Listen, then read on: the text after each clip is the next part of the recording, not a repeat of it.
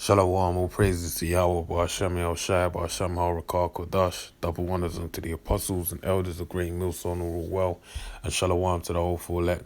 This is Paya Aleph, the GMS London camp, and this is a biblical commentary on the book of Luke, the 8th chapter, and it reads, And it came to pass afterwards that he went throughout every city and village, preaching and showing the glad tidings of the kingdom of the Most High.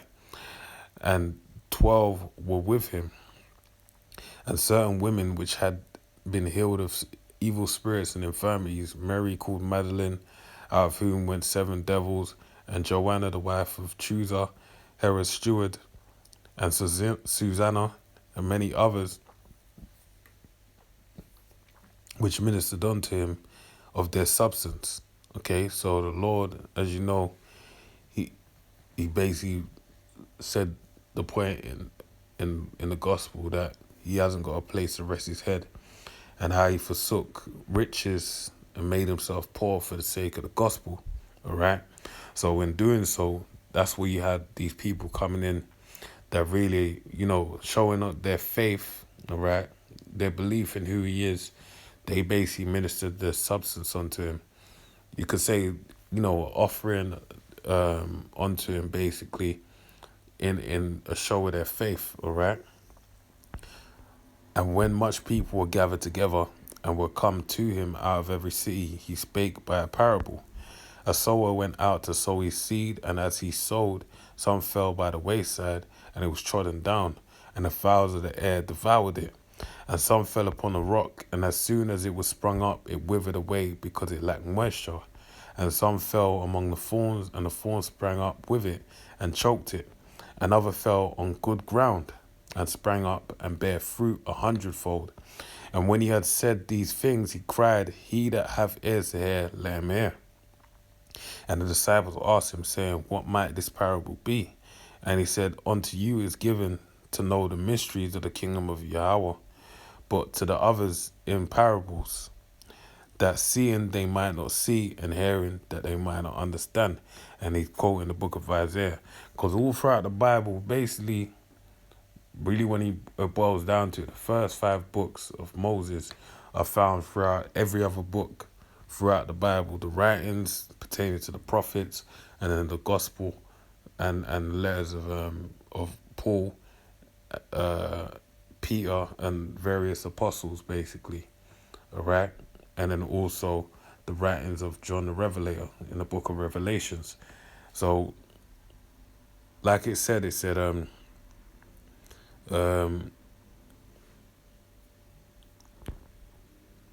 seeing they might not see, and hearing that they might not understand. He's quoting the book of Isaiah, the 6th chapter, okay, because that was their point of reference those times. Those were the writings that they were reading, okay. Verse 11, now the parable is this: the seed is the word of Yahweh, okay. Those by the wayside are they that hear, then cometh the devil, and taketh away the word out of their hearts, lest they should believe and be saved. And over the years, I've witnessed this on many occasions. Anyone that's been, in the camp and been on the highways and byways, they can attest to this. That you may have someone that's, deep in everything you're saying, listening to the word, and the words being the seed, the word of the Most High is being sold into their mind. But guess what? You have someone come up and say, don't listen to them, they're racist, or don't listen to them, they do that, or they don't believe God is Jesus. And then the guy will, spirit will jump off of him, and he'll just keep going about his day, or her day, or whoever it may be. Okay? So reading on, it says,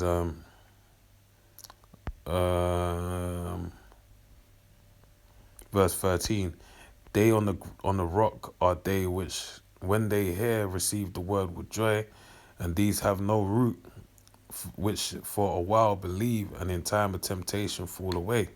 All right, because when you, for example, they say a tree, when it grows, the strength of the tree is it depends on the amount of wind, or the strength of the roots of the tree depends on the amount of wind that it goes through. So when you have a consistency of wind brushing against it, it basically encourages the roots to take deeper rooting so that it can resist against the force of the wind.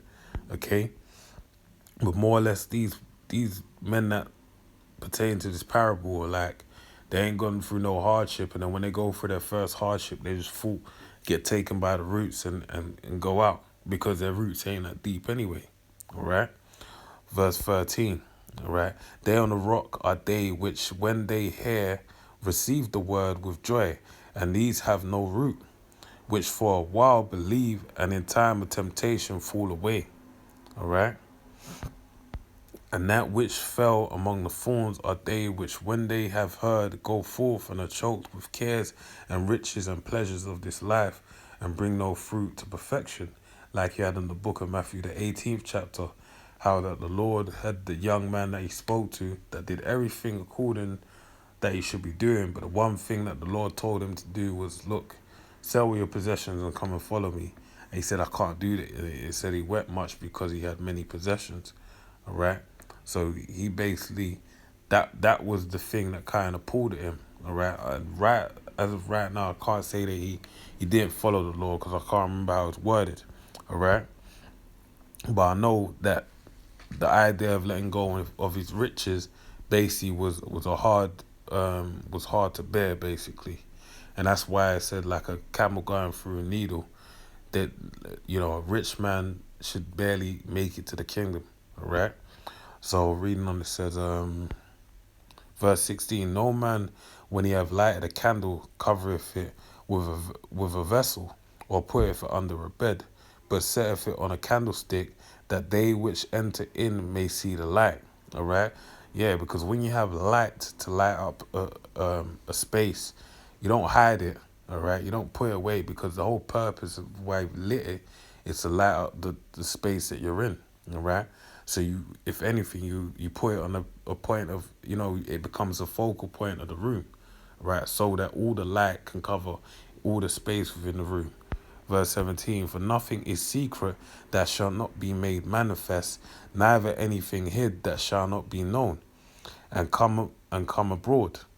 Take heed therefore how ye hear, for whosoever have, to him shall be given, and whosoever have not, from him shall be taken, even that which he seemeth to have. All right.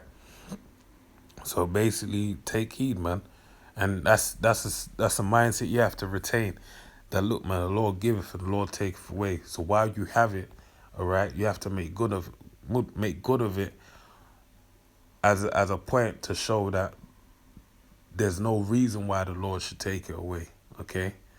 And Lord, I'm saying, even I'm being struck with fear when I say something like that, man, because you don't know what it's the Lord's will. You can't fight against the will of the Heavenly Father, all right? So that's why it's a terrible thing to fall into the hands of the living power. So all you can do is just do what he commands of you, and do it to your strength, with all your strength, and hope that in doing so he'll have mercy on you. All right, verse 19. Then came to him his mother and his brethren, and could not come at him for the press. And it was told him by certain which said, thy mother and thy brethren stand without, desiring to see thee. And he answered and said unto them, my mother and my brethren are these which hear the word of Yahweh and do it. All right. So he made a clear distinction as to who his family is. All right. And really, in saying that, the book of Colossians, the first chapter, tells you that the elect was with Yahweh Shai. All right. And basically, the first fruits have always been in Yahweh Shai. And that's really where it is, all right? Those are his true brethren. They've been there from the beginning, before the foundations of the earth. Now it came to pass on a certain day that he went into a ship with his disciples, and he said unto them, let us go over unto the other side of the lake. And they launched forth. And as they sailed, he fell asleep, and there came down a storm of wind on the lake, and they were filled with water and were in jeopardy. And they came to him and awoke him, saying, Master, Master, we perish. Then he arose and rebuked the wind and the raging of the water, and they ceased, and there was a calm. All right. And even in saying that, you can see how um, basically it's you're gonna go through good time. The Lord's gonna be there through thick and thin, basically, right? And you're gonna go through thick and thin, and that's gonna be who you're gonna have to rely on to get you through it, all right? When, for example, same kind of setup. When Peter saw the Lord walking on the water, he said to him, "Lord, can I come out there?" And he told him, "Come." Then he walked out to him, but then he started to fear. His faith wavered, and in his faith wavering, he started to sink into the water. But then it was Yahweh Shai that brought him up out of it, which Yahweh Shai is what the word manifests. Right? So he was that quickening that enabled Peter to get out of that predicament. And it's the same in this account here. Right? The Lord rebuked the winds, okay? And it got back to the original setting it was. And he said unto them, verse 25, and he said unto them, where is your faith? And they, being afraid, wondered, saying one to another, what manner of man is this? So that really, Lord dropped it stone cold and said, look, where's your faith? And it really spun had them bamboozled, man. They didn't know how to react. They just thought, who? They never met a man like that, all right? For he commandeth even the winds and water, they obey him. And they arrived at the country of the Gadarenes, which is over against Galilee. And when he went forth to land, there met him out of the city a certain man which had devils long time, and wear no clothes, neither abode in any house, but in the tombs. So you had this guy just out there, man, because them demons will just keep sustaining him. So he's out there in the graveyard, basically, with no clothes, naked, running around, terrorizing the people. Verse 28. When he saw Yahweh Shai, he cried out and fell down before him, and with a loud voice said, what have I to do with thee, Yahweh Shai, thou son of God, or son of Yahweh, the Most High? I beseech thee, torment me not. So you had this man that, everyone knew what he was on. But when he saw Yahweh Shai, he showed, what's the word? He showed reverence to him, right? By name, and acknowledged who he was in account to where he's from, being the Heavenly Father's son. Verse 29. For he had commanded the unclean spirit to come out of the man, for oftentimes it had caught him, and he was kept bound with chains and in fetters, and he brake the bands and was driven of the devil into the wilderness. All right. So basically, through that, let me read that again actually. For he had commanded the unclean spirit to come out of the man, for oftentimes it had caught him, and he was kept bound with chains and in fetters, and he brake the bands and was driven of the devil into the wilderness. All right. So basically, this demon that was on that man was basically giving him some real issues, man. That he was driven to that point that was how he was met, how he was described at the beginning. That's how he ended up in trying to fight against that demon. Verse 30. And Yahushua asked him, saying, what is thy name?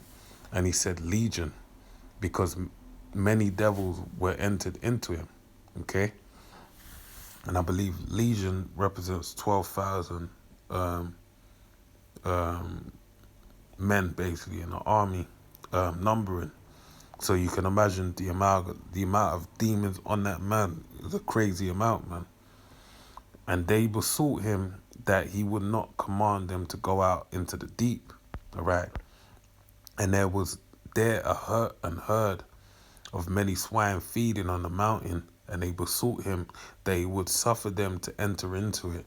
And he suffered them, all right? Because why do they want to go, of all places, animals, humans, vessels they wanted to go into? They wanted to go into the pig. The reason why they wanted to go into the pigs is because they're well known for being rolling around in filth, basically a pigsty. All right, that's their habitat. So a demon obviously lacks that habitat of filth. Okay, and that's why even you had the demon that drove him basically to be in the tombs with the dead. All right. So reading on verse 33, it says, Then went the devils out of the man and entered into the swine, and the herd ran violently down a steep place into the lake and were choked. So even when the demons jumped on the pigs, they knew something was up with them, and they basically just committed suicide. All right, and really, those demons didn't they were cast where they wanted to be cast, but it was to no avail. They basically end up getting choked. The pigs end up getting choked. When they that fed them saw what was done, they fled and went and told it in the city and the country and in the country.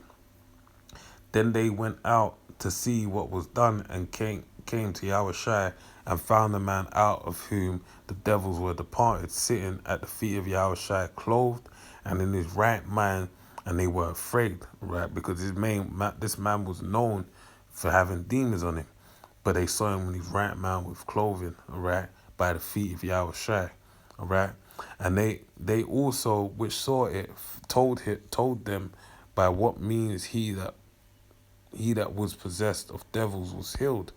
Right, so they run back the whole story to let everyone know. Then the whole multitude of the country of the Gadarenes round about besought him to depart from them, for they were taken with great fear, and he went up into the ship and returned back again. All right, so that whole taking that whole thing that took place basically messed them up in the spirit, and they said, "Look, you gotta go, man." They told him you gotta leave because they were scared, they were fearful of what he done. All right.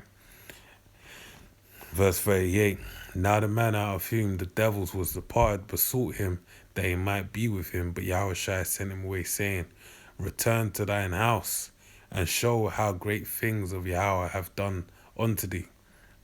And he went his way and published throughout the whole city how great things Yahushua had done unto him. And this is spirit, because you can see that Yahushua, they weren't ready for him. All right, when he came, they didn't want no part of it. But guess what? The man that was healed of Yahushua, that was at his feet, all right, and that had that repertoire with Yahushua for being healed, he basically became a forerunner, you could say, for Yahushua to come back and for the people to be accepting of him, all right, because his power was too great, all right. They weren't able to bear it. That's why Yahushua told this man to do what he did in the spirit, all right. So it says, verse 40, and it came to pass that when Yahushua was returned, the people gladly received him, right? And I don't think the word gladly is there in the Greek, but the people received him nonetheless, all right? For they were all waiting for him. So the way the man spoke of Yahushua in such high regard basically made it as to where the people would drive him away. Felt like, damn, we shouldn't have drove him away, man, for our fare. And when he arrived, they had been waiting for him, because the man, through that little dealing with Yahushua, through the spirit, man, whatever information was retained or whatever experience he dealt with Yahushua was enough for him to, publish him to the people as to where they'll be ready to receive him.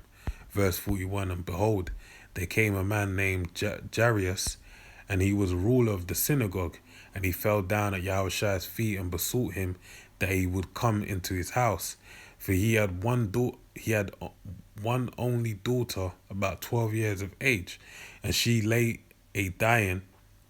But as he went, the people thronged him. Right, so basically, as he went there, the people thronged him, basically saying like there was the crowd was too great for him to make his way to Yahushua. And a woman having an issue of blood 12 years, which had spent all her living upon physicians, neither could be healed of any, came behind him and touched the border of his garment. and immediately her issue of blood staunched. Right, and if you read this in another account, I can't believe it's in the book of Mark, but it basically says that she said within herself, all I have to do is touch his garment, more or less, and I'll be healed. As a show of her faith. She had that understanding that as to Yahweh Shai would be able to heal her of her infirmities by way of just belief upon him that he could. Alright? Verse 45, and Yahweh Shai said, who touched me? When all denied, Peter and they that were with him said, Master, the multitude throng thee and pressed thee, and sayest thou, who touched me? Alright, so the disciples basically said to, look, Master, we're in a crowd, they're all there, everyone's touching me, and you're saying who touched me? Like, they could see, they didn't understand what happened through the spirit, okay, as to why he's saying who touched me, because the way he was touched wasn't a normal way to be touched. Some of his virtue had been sucked through him by way of by a spiritual means. Verse 46, and Yahushua said, somebody have touched me, for I perceive that virtue is gone out of me. See? And when the woman saw that she was not hid, all right, so the spirit, was honed in on her, she came trembling and falling down before him. She declared unto him before all the people for what cause she had touched him, and how she was healed immediately. All right, so she now became a witness of Yahweh Shai and his power, all right, through faith. And he said unto her, daughter, be of good comfort, thy faith have made thee whole, go in peace. All right. While he yet spake, there cometh one from the ruler of the synagogue's house, saying to him, thy daughter is dead, trouble not the master. But when Yahushua heard it, he answered him, saying, fear not, believe only, and she shall be made whole. All right. So, and then you had you just saw the woman explain her dealing with Yahushua, and how her faith made her whole. So the Lord exalted the man Jairus with the same saying, right? Believe only, and she shall be made whole. Verse 51, it says, and when he came into the house, he suffered no man to go in, save Peter and James and John, and the father and the mother of the maiden. And all wept and bewailed her. And he said, weep not, she is not dead, but sleepeth. All right? So that the Lord's putting you up on game. All right? It's funny because Nas, on his debut album, Illmatic, had the bar on New York State of Mind, I never sleep, because sleep is a cousin of death. All right? It's actually more than a cousin of... death is the cousin to sleep, man. It's a form of sleep, all right? So, verse 53, and they laughed him to scorn, knowing that she was dead. I don't even mean to laugh. It's just Jake's symbol, man. You know what I mean? They just like, wait, what's he talking about? I laughed, but they didn't know what he was saying because he about to get busy. Verse 54, and he put them all out and took her by the hand and called, saying, Maid, arise. And her spirit came again, and she arose straightway, and he commanded to give her meat. Right? Why did he command her to give her meat? When you go to sleep, what's the first meal you have? All right? Breakfast, all right? Or break fast, which is to break your fast from sleeping, because your digestive will not lays dormant. You're not eating nothing, basically. It's not working, all right? So when you get your first meal, you're breaking that fast that you had while you slept. So that was the same thing that she done while she slept. She needed some sustenance. Verse 56, and her parents were astonished, but he charged them that they should tell no man what was done. So with that, I pray you're edified. Until the next one, I say shalom.